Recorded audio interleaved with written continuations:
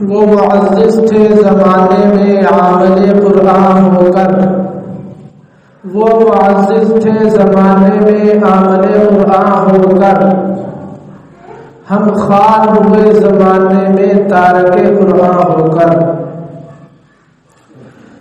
میرے واجب الاحترام دوستوں بزرگوں، جیسا کہ آپ حضرات کے علم میں ہے کہ ربیع الثانی کا ماہ مبارک، اس میں بھی ہم نے سیرت النبی کے تذکرے کو شروع کیا تھا، جو کہ آپ صلی اللہ علیہ وآلہ وسلم کی ولادت سے ربیع الاول سے چل رہا تھا۔ اسی موضوع کو آگے بڑھاتے ہوئے پچھلے جمعہ میں نے یہ عرض کی تھی کہ ہماری محافل کا موضوع، ہمارے جمعوں کا موضوع، ہماری تقاریر کا موضوع، ہمارے وعظ میں جو گفتگو ہوتی ہے، ہمارے علاقوں کے اندر، ہمارے معاشرے کے اندر جو درس دیے جاتے ہیں، ان کا بھی ایک پہلو، ان کے اندر بھی ایک پہلو مد نظر رکھا جاتا ہے، دوسرے پہلو کو اہمیت کم دی جاتی ہے۔ میں نے عرض کی تھی کہ نبی اکرم صلی اللہ علیہ وسلم کی سیرت طیبہ کے دو پہلو ہیں۔ آپ صلی اللہ علیہ وسلم کی ولادت کا ذکر کرنا عین عبادت ہے، آپ صلی اللہ علیہ وسلم کے معجزات کا ذکر کرنا عین عبادت ہے۔ آپ صلی اللہ علیہ وسلم کہاں پیدا ہوئے، کب پیدا ہوئے، کس گھڑی میں پیدا ہوئے، کس موقع پر پیدا ہوئے، داعیہ کون تھی، والدہ کون تھی، والد کون تھے، اس وقت کیا کیا معجزات رونما ہوئے، سب کا ذکر کرنا عین عبادت ہے۔ یہ آپ صلی اللہ علیہ وآلہ وسلم کی جمال کا تذکرہ ہے۔ آپ صلی اللہ علیہ وسلم کی کمال کی سیرت وہ ہے جس کا تعلق امت کے ساتھ ہے۔ آپ صلی اللہ علیہ وآلہ وسلم کی پیروی کے ساتھ ہے۔ آپ صلی اللہ علیہ وسلم کے کمال سیرت وہ ہے، آپ صلی اللہ علیہ وسلم کے کمالات وہ ہیں جو امت کے لیے آپ صلی اللہ علیہ وسلم نے احکامات جاری کیے، جس کو اللہ تعالیٰ نے قرآن پاک کے اندر فرمایا، قل ان کنتم تحبون اللہ فاتبعونی یحببکم اللہ، کہ اگر تم اللہ تعالیٰ کے ساتھ محبت کرتے ہو تو پھر میرے نبی کی پیروی کرنی ہوگی، میرے نبی کی اتباع میں آنا ہوگا۔ اس کے علاوہ تمہارا یہ دعویٰ جھوٹا ہے، تمہارا جو اللہ تعالیٰ کے ساتھ محبت کا دعویٰ ہے یہ کھوکھلا ہے، اس کے اندر پاور اور طاقت نہیں ہے۔ اگر تم نبی اکرم صلی اللہ علیہ وآلہ وسلم کی پیروی کرتے ہو، آپ صلی اللہ علیہ وسلم کے طریقوں کو اپناتے ہو، تو پھر تم اپنے دعوے میں سچے ہو۔ ایک بات میں جو سمجھانا چاہتا ہوں وہ یہ ہے کہ ہماری تقاریر کا موضوع، ہماری محافل کا موضوع، ربیع الاول میں ہونے والی تمام محافل کا موضوع، افسوس سے کہنا پڑ رہا ہے، میں کسی کے خلاف بات نہیں کر رہا، مگر یہ بات بتانا ضروری سمجھتا ہوں کہ ہم نے اپنی محافل کے اندر ان موضوعات کو چنا ہے جن کا تعلق ہمارے کانوں کے چسکے کے ساتھ ہوتا ہے۔ ہم وہ سننا پسند کرتے ہیں جو ہمارا ذوق ہوتا ہے، ہم وہ سننا پسند کرتے ہیں جو ہماری طبیعت میں انشراح پیدا کرتا ہے، جو کہ اتباع کے ساتھ جس کا تعلق نہیں ہوتا، جس کا کردار کی تکمیل کے ساتھ تعلق نہیں ہوتا، جس کا فکر و نظر کی تطہیر کے ساتھ تعلق نہیں ہوتا، جس کا پیروی کے ساتھ تعلق نہیں ہوتا، وہ ہم بیان بھی نہیں کرتے، سنتے بھی نہیں۔ یہ ایک المیہ ہے۔ ہم اپنے کانوں کی تعیش کے لیے ہمارے کانوں کو جو سننا پسند ہو وہ سنتے ہیں اور وہی کہنے والے کہتے ہیں۔ دین کا وہ پہلو جس کا تعلق ہمارے کردار کی تعمیر کے ساتھ ہو، جس کا تعلق نبی اکرم صلی اللہ علیہ وآلہ وسلم نے وہ اعمال جو کیے ہی امت کے لیے ہیں، جن کی جو تعلیم ہی امت کے لیے دیے ہیں۔ میں مثال دے کے سمجھاتا ہوں۔ آپ صلی اللہ علیہ وسلم کا حسن و جمال اتنا خوبصورت ہے، ہم نے پچھلے 4 جمعے اسی کا تذکرہ کیا ہے، کوئی یہ نہ سمجھے کہ ہم اس کے منکر ہیں۔ ہم نے پچھلے 4 جمعے آپ صلی اللہ علیہ وسلم کے جمالات کا تذکرہ کیا ہے، آپ صلی اللہ علیہ وسلم کی ولادت کا تذکرہ کیا ہے، آپ صلی اللہ علیہ وسلم کے معجزات کا تذکرہ کیا ہے، آپ صلی اللہ علیہ وسلم کے حسن کا تذکرہ کیا ہے، آپ صلی اللہ علیہ وسلم کے وہ کمالات، وہ معجزات جو ولادت کے وقت رونما ہوئے ان کا تذکرہ کیا ہے۔ مگر اب اس سے بڑھ کر سیرت کے اس پہلو کو لیتے ہیں، وہ پہلو جو نبی اکرم صلی اللہ علیہ وسلم نے جو وہ پہلو جس کے لیے نبی اکرم صلی اللہ علیہ وسلم تشریف لائے تھے، جس کے لیے آپ صلی اللہ علیہ وسلم کی بعثت ہوئی تھی، جس کے لیے آپ صلی اللہ علیہ وسلم کو دنیا میں بھیجا گیا تھا، جو آپ صلی اللہ علیہ وسلم کا دنیا میں آنے کا مقصد تھا، اس پہلو کو بھی دیکھتے ہیں۔ آپ صلی اللہ علیہ وآلہ وسلم کی انگلیاں مبارک بہت پیاری تھی، یقیناً تذکرہ ہونا چاہیے۔ آپ صلی اللہ علیہ وسلم کا چہرہ مبارک بہت پیارا تھا، یقیناً تذکرہ ہونا چاہیے، مگر اس سے ہمیں یہ تعلیم نہیں ملتی، ہم یہ نہیں کر سکتے کہ اپنی انگلیاں یا اپنا چہرہ بھی نبی اکرم صلی اللہ علیہ وآلہ وسلم کی طرح اتنا خوبصورت کر لیں۔ آپ کی پیروی تو کرنی ہے۔ آپ صلی اللہ علیہ وسلم پیر والے دن پیدا ہوئے، ہم یہ کوشش کر کے نہیں کر سکتے، ہمارے بس میں نہیں ہے کہ ہم بھی پیر والے دن پیدا ہو۔ آپ صلی اللہ علیہ وآلہ وسلم جب پیدا ہوئے اس وقت آپ صلی اللہ علیہ وسلم فوراً سجدے میں چلے گئے، ایک نور جو ہے نا پورے عالم کے اندر پھیل گیا۔ ہم یہ نہیں کر سکتے، یہ ہمارے بس میں نہیں ہے، یہ آپ صلی اللہ علیہ وسلم کی خصوصیات ہیں، ان کا تذکرہ ضرور ہونا چاہیے۔ مگر افسوس، صد افسوس کہ آپ صلی اللہ علیہ وسلم کی سیرت کا وہ پہلو جو کمال کا پہلو ہے، جس کو اللہ تعالیٰ نے وما آتاکم الرسول فخذوہ وما نہاکم عنہ فانتہوا سے تعبیر کیا ہے، جس کو اللہ تعالیٰ نے قل اطیعوا اللہ واطیعوا الرسول سے تعبیر کیا ہے، جس کو اللہ تعالیٰ نے قل ان کنتم تحبون اللہ فاتبعونی یحببکم اللہ سے تعبیر کیا ہے، اس کو ہم چھوڑ بیٹھے۔ یہی وجہ ہے کہ آج مسلمان پوری دنیا کے اندر ذلیل و خوار ہو رہا ہے۔ ہم نے نبی اکرم صلی اللہ علیہ وسلم کے تذکرے کو ایک محدود کر دیا ہے، آپ صلی اللہ علیہ وسلم کے تذکرے کو ایک مہینے کے اندر محدود کر کے اس مہینے کے اندر ذکر کرنے کے بعد بھول جاتے ہیں کہ کیا ہمارا کوئی نبی ایک مہینے کے لیے تھا؟ نہیں نہیں میرے دوستو، ہمارے نبی اکرم صلی اللہ علیہ وسلم کی سیرت پوری دنیا کے انسانوں کے لیے، پورے سال کے لیے، 24 گھنٹوں کے لیے، ہر امتی کے لیے، ہر انسان کے لیے رہنمائی دیتی ہے، اگر کوئی لینے والا تو ہو۔ ہم ایک مہینے میں تذکرہ کرتے ہیں، پھر سارا سال چھٹی، کیسا عشق ہے۔ یہی وجہ ہے کہ آج ہم ذلیل و خوار ہو رہے ہیں۔ ہم نے نبی اکرم صلی اللہ علیہ وآلہ وسلم کی سیرت کو بھی محدود کر دیا، ایک مہینے میں تذکرے کیے، پھر سارا سال چھٹی۔ تو میرے دوستو، جب ہم نبی اکرم صلی اللہ علیہ وآلہ وسلم کے ساتھ جڑے ہوئے تھے، آپ صلی اللہ علیہ وسلم کی پیروی کرتے تھے، آپ صلی اللہ علیہ وسلم کے نقش قدم پر چلتے تھے، تو اس وقت امت مسلمہ اس زوال اور انحطاط کا شکار نہیں تھی۔ اس وقت کیسا دور تھا کہ صبح صبح ہمارے ہر گھر سے قرآن پاک کی آواز آتی تھی۔ آج انہی گھروں سے گانے کی آواز تو آتی ہے، قرآن پاک کی تلاوت کی آواز نہیں آتی۔ اس وقت وہ دور تھا جب ہمارے نوجوانوں کی جیبوں سے سورہ یاسین اور قرآن پاک کے نسخے نکلا کرتے تھے۔ آج نوجوانوں کی جیبوں سے تاش کے پتے تو نکلتے ہیں، گانے سننے کے لیے موبائل تو رکھے ہوئے ہیں، لیکن قرآن کے ساتھ وہ تعلق نہیں ہے۔ اس وقت وہ دور تھا کہ ہماری مسجدیں نمازیوں سے آباد ہوا کرتی تھی، آج ہماری مسجد کی چٹائیاں نمازیوں کا انتظار کرتی رہتی ہیں۔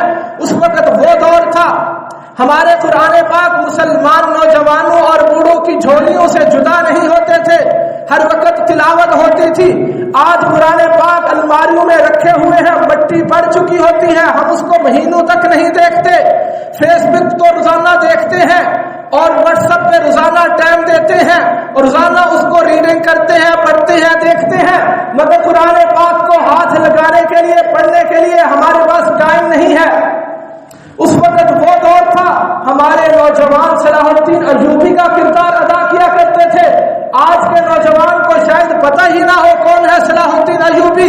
اس وقت وہ دور تھا جب محمد بن قاسم 17 سال کی عمر میں وہ کہاں سے چلتا ہے، اندلس کے ساحل سے لے کر سندھ تک پہنچتا ہے اور فتح کے جھنڈے گھاڑتا چلا جاتا ہے۔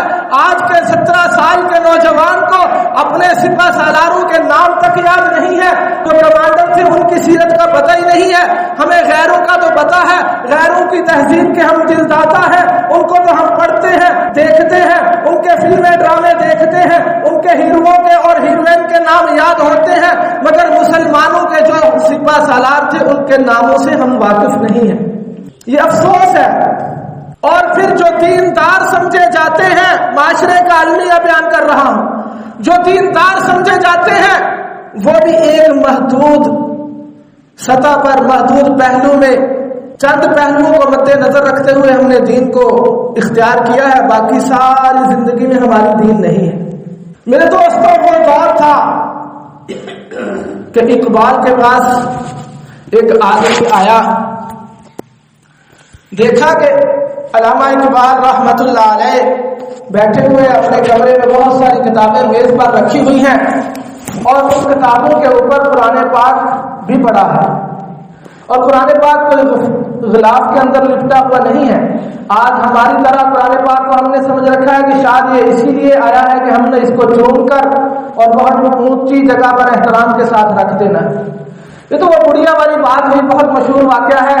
بوڑھی عورت گاؤں میں رہتی تھی، اس کا بیٹا باہر سے خط بھیجتا، وہ اس کو چومتی اور اس کو ادب اور احترام کے ساتھ اپنے صندوق کے اندر رکھ دیتی۔ وہ پھر خط بھیجتا، اس کو چومتی، پڑھنا تو آتا نہیں تھا، پھر ادب اور احترام کے ساتھ اس کو اپنے صندوق کے اوپر جمع کرتی رہی اور غربت کی افلاس کی زندگی گزارتی رہی، فاقے کاٹتی رہی، ساری زندگی اسی غربت میں گزر گئی۔ جب اس کی وفات ہوئی، اس کا بیٹا بھی آیا اور اس نے اپنی والدہ کی زندگی کو دیکھا، وہ تو غربت اور افلاس کی زندگی گزار کے چلی گئی ہے۔ جب اس کے صندوق کو کھولا گیا تو اس کے اندر سے وہ چیک نکلے جو وہ بیٹا باہر سے بھیجتا تھا کہ یہ رقم کیش کروا کے نقدی لے کر اپنی زندگی کو سنوار لو۔ مگر وہ بڑھیا انجان تھی، ان پڑھ تھی، دیکھتی نہیں تھی، بس چومتی تھی، چاٹتی تھی اور رکھ دیتی تھی صندوق کے اندر۔ ہم نے بھی قرآن کے ساتھ ایسا ہی معاملہ کیا ہے کہ جب کوئی فوتگی ہو، جب قبروں پر ضرورت ہو، اس وقت ہم نے ان کو پڑھنا ہے، جب 40ویں پہ ضرورت پڑے، جب 30 پہ ضرورت پڑے، اس وقت قرآن کو کھولنا ہے، اس کے علاوہ ہمیں اس کی ضرورت نہیں میرے بھائیوں دوستوں بزرگوں، اس وقت بھی پڑھنا کار آمد ہے، اس وقت پڑھنا بھی اصال ثواب سے خالی نہیں ہے۔ مگر قرآن کا مقصد اللہ تعالیٰ نے جو نازل کیا تھا قرآن پاک، اس کا مقصد کچھ اور تھا۔ وہ تو ہماری زندگیوں میں انقلاب برپا کرنے آیا تھا، وہ تو ہماری زندگیوں میں تبدیلی لانے کے لیے آیا تھا۔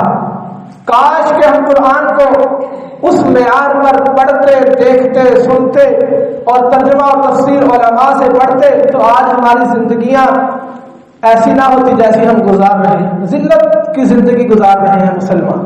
وجہ کیا ہے؟ قرآن سے دوری ہے۔ وہ معزز تھے قرآن، وہ معزز تھے زمانے میں عامل قرآن ہو کر، ہم خار ہوئے زمانے میں تارک قرآن ہو کر۔ ہم نے قرآن کو چھوڑ دیا، ذلت کی زندگی گزار رہے ہیں۔ اقبال رحمت اللہ علیہ، وہ آدمی جو اقبال کے پاس پہنچا، وہ کہتا ہے کہ یہ آپ نے قرآن کو کتابوں کے ساتھ رکھا ہوا ہے، آپ کو قرآن کا ادب و احترام نہیں ہے۔ تو اقبال رحمت اللہ علیہ نے کہا کہ آپ نے کسی معذور شخص کو دیکھا ہے؟ اس نے کہا دیکھا ہے۔ کہا کہ اس کی بیساکھیاں اس کے ساتھ ہوتی ہیں؟ کہا ہوتی ہے۔ کہا کہ وہ اپنی بیساکھیوں کو سوتے وقت، اٹھتے بیٹھتے وقت اپنے ساتھ رکھتا ہے، جہاں بھی ضرورت پڑتی ہے زندگی کے جس موڑ پہ بھی وہ جاتا ہے، آتا ہے، اٹھتا ہے، بیٹھتا ہے، چلتا ہے، پھرتا ہے، مسجد جاتا ہے، گھر میں جاتا ہے، دکان میں جاتا ہے، اپنے ساتھ رکھتا ہے۔ کیوں؟ اس سے وہ سہارا لیتا ہے، اس کے بغیر اس کا گزارا نہیں ہے۔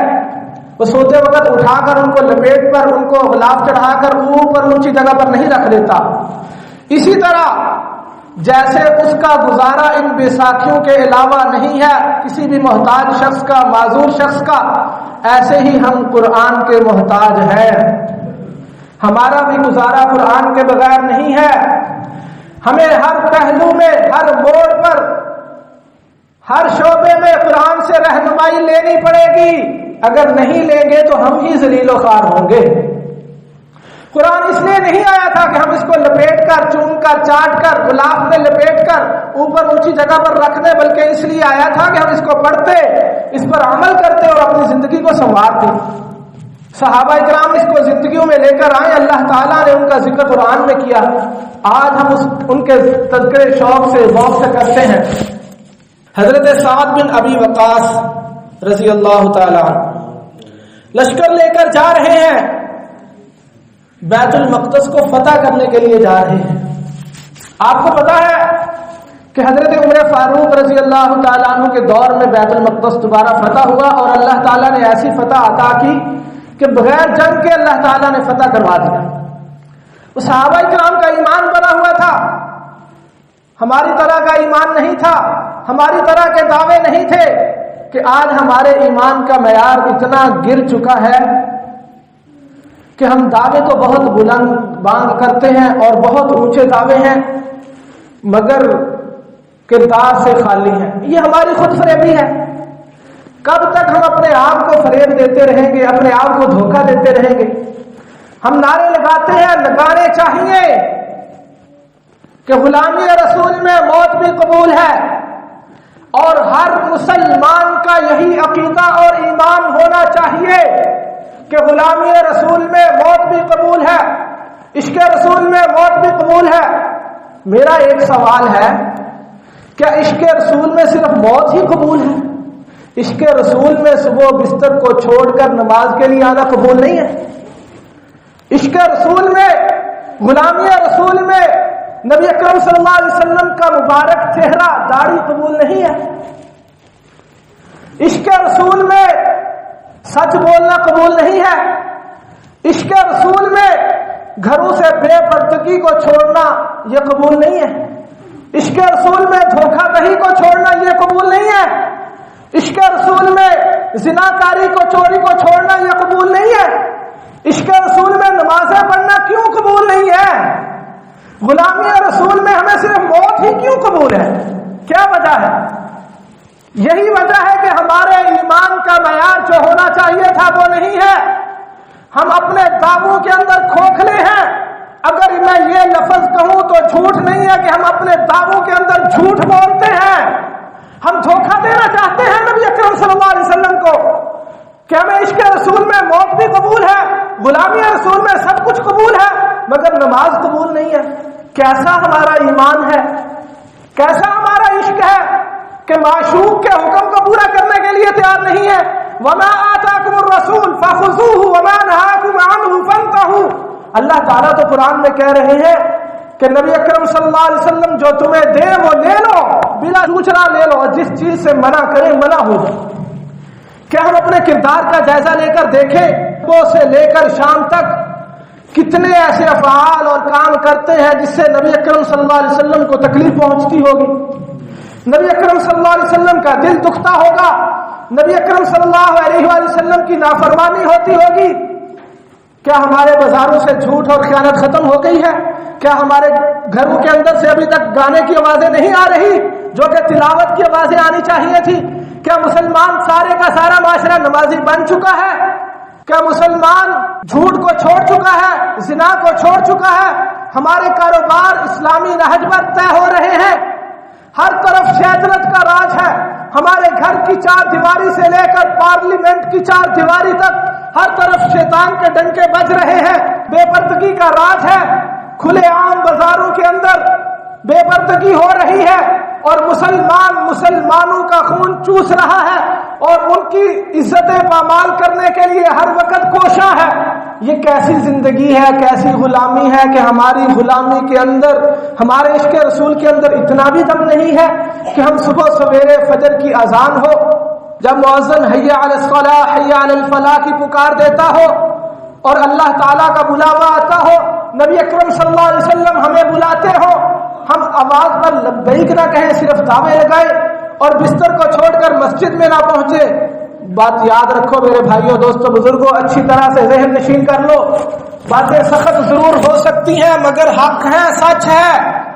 اپنی بات کو مکمل کرتا ہوں، 1-2 منٹ پہ وقت ہو چکا ہے کہ جو ہمارا عشق رسول، جو ہماری غلامی رسول ہمیں بستر سے اٹھا کر مسجد میں نہیں لا سکتی، یہ مت بھولو.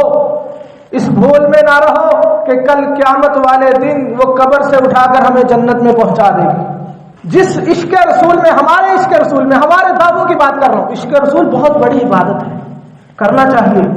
اس سے بڑی عبادت شاید کوئی بھی نہ ہو، مگر اس میں سچے تو ہوں. ہم کردار سے بھی تو کچھ کریں، صرف دعوے ہی کیوں کرتے ہیں؟ کردار سے بھی تو عاشق رسول بن کے دکھائیں. اگر ہمارا عشق رسول ایسا ہی کھوکھلا ہے جو کہ ہمیں نماز پر آمادہ نہیں کرتا، جو کہ ہمیں تلاوت پر آمادہ نہیں کرتا، جو کہ ہمیں داڑھی رکھنے پر آمادہ نہیں کرتا، جو کہ ہمیں اسلامی تعلیمات پر آمادہ نہیں کرتا، جو کہ نبی اکرم صلی اللہ علیہ وسلم کی پیروی پر، ان کی سنتیں اپنانے پر آمادہ نہیں کرتا، تو وہ ہمارا عشق رسول دعووں کی حد تک ہے، کھوکھلا ہے. اس کے اندر جان پیدا کرنی ہوگی، اس کے اندر قوت پیدا کرنی ہوگی. میرے دوستوں، صحابہ اکرام کا ایمان کیسا تھا؟ حضرت سعد بن ابی وقاص رضی اللہ تعالیٰ عنہ اپنے لشکر سے صرف اتنا کہتے ہیں، واقعے کو مختصر کرتا ہوں، کہ انہوں نے کفار نے اپنا ہتھیار اپنی عورتوں کو برہنہ کر کے آپ کے راستے میں کھڑا کر دیا ہے. آپ اپنی نظروں کی حفاظت کرنا. اللہ تعالیٰ نے جو قرآن کے اندر حکم دیا ہے، قل للمؤمنین یغضوا من ابصارہم ویحفظوا من فروجہم، اس پر عمل کرنا. ان نظروں کو غلیظ اور بدکار عورتوں کی نظروں سے نہ ملانا، ان کے جسم پر، ان کے بدن پر نظر نہ ڈالنا، ان نظروں کو پاکیزہ رکھنا جنہوں نے نبی اکرم صلی اللہ علیہ وسلم کی زیارت کی ہے، ان ہاتھوں کو پاکیزہ ہی رکھنا جو نبی اکرم صلی اللہ علیہ وسلم کے ہاتھ سے مصافحہ کر چکے ہیں. تو میرے بھائیو، دوستو، بزرگوں، کفر کی طرف سے یہ الغار بھی ناکام ہوئی. صحابہ اکرام کا لشکر گزر گیا، سارے کا سارا ہزاروں کا لشکر گزر گیا، چلتا جا رہا ہے، مگر ان کی ننگی عورتوں کی طرف ایک آدمی نے، ایک صحابی نے بھی نگاہ اٹھا کر نہیں دیکھا. یہ کب پیدا ہوتا ہے ایمان؟ جب ہم قرآن کی تابعداری کریں گے، قرآن کو صحیح معنوں میں اس پر عمل کریں گے، اس کا ترجمہ پڑھیں گے، اس کے ترجمے کو سیکھیں گے، علماء کے پاس آئیں گے، ان سے مسائل پوچھیں گے، علماء سے اپنا رشتہ ناطہ جوڑیں گے، صحیح معنوں میں نبی اکرم صلی اللہ علیہ وسلم کی پیروی کریں گے. وآخر دعوانا ان الحمد للہ رب العالمین.